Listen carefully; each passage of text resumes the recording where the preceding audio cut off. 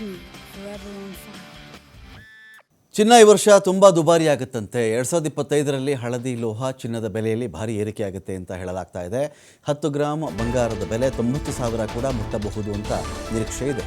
ಜಾಗತಿಕ ಮಟ್ಟದಲ್ಲಿನ ಅನಿಶ್ಚಿತತೆ ಇದೆಯಲ್ಲ, ಈ ಕಾರಣದಿಂದಾಗಿ ಹಳದಿ ಲೋಹ ಎಲ್ಲೋ ಮೆಟಲ್ ಗಗನಕ್ಕೆ ಏರುತ್ತೆ ಅಂತ.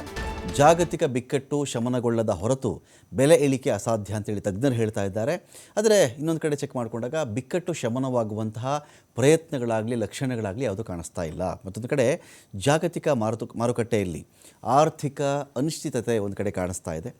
ಡಾಲರ್ ಎದುರುಗಡೆ ರೂಪಾಯಿ ಮೌಲ್ಯ ಸತತವಾಗಿ ಕುಸಿತ ಕಾಣಿಸ್ತಾ ಇದೆ.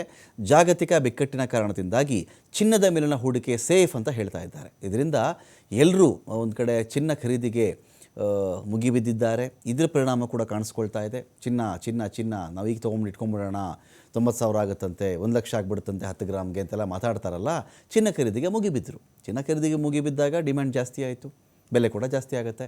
ಕಳೆದ ನವೆಂಬರ್ನಲ್ಲಿ ಭಾರತದಿಂದ 1.26 ಲಕ್ಷ ಕೋಟಿ ಮೌಲ್ಯದ ಚಿನ್ನ ಆಮದು ಮಾಡಿಕೊಳ್ಳಲಾಗಿದೆ. ಬೇರೆ ಕಡೆಯಿಂದ 1.26 ಲಕ್ಷ ಕೋಟಿ ಮೌಲ್ಯದ ಚಿನ್ನವನ್ನು ಬೇರೆ ಕಡೆಯಿಂದ ಆಮದು ಮಾಡಿಕೊಳ್ಳಲಾಗಿದೆ. ಹೆಚ್ಚು ಕಡಿಮೆ ಕರ್ನಾಟಕದ ಎಲ್ಲ ಗ್ಯಾರಂಟಿ ಯೋಜನೆಗಳಿಗೆ ಇದು 2.5 ವರ್ಷಕ್ಕೆ ಆಗುವಷ್ಟು ಹಣ. ಇದು 2.5 ವರ್ಷ ಬಸ್ ಟಿಕೆಟು, ಅಕ್ಕಿ, ಈ ಥರದ್ದೆಲ್ಲ ಯೋಜನೆ ಇದೆಯಲ್ಲ, 2,000 ರೂಪಾಯಿ ಖಾತೆಗೆ ಹಾಕೋದು, ಅವೆಲ್ಲಕ್ಕೂ ಸಾಕಾಗುವಷ್ಟು ಹಣ 2.5 ವರ್ಷಕ್ಕಾಗುತ್ತೆ. ಇಷ್ಟು ಹಣ, ಅಷ್ಟು ಚಿನ್ನವನ್ನು ಭಾರತ ಆಮದು ಮಾಡಿಕೊಂಡಿದೆ.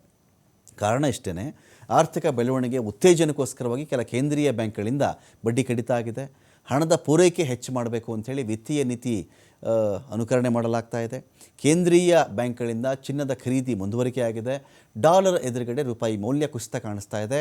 ರಷ್ಯಾ, ಯುಕ್ರೇನ್, ಇಸ್ರೇಲ್, ಇರಾನ್ ಯುದ್ಧ ಕೊನೆಗೊಂಡಷ್ಟೇ ಚಿನ್ನದ ಬೆಲೆಯಲ್ಲಿ ಇಳಿಕೆ ಮಾಡೋಕ್ಕೆ ಸಾಧ್ಯವಾಗುತ್ತೆ. ಸದ್ಯಕ್ಕೆ ಜಾಗತಿಕ ಬಿಕ್ಕಟ್ಟು ಕೊನೆಗೊಳ್ಳುವ ಲಕ್ಷಣ ಯಾವುದೂ ಕೂಡ ಕಾಣಿಸ್ತಾ ಇಲ್ಲ.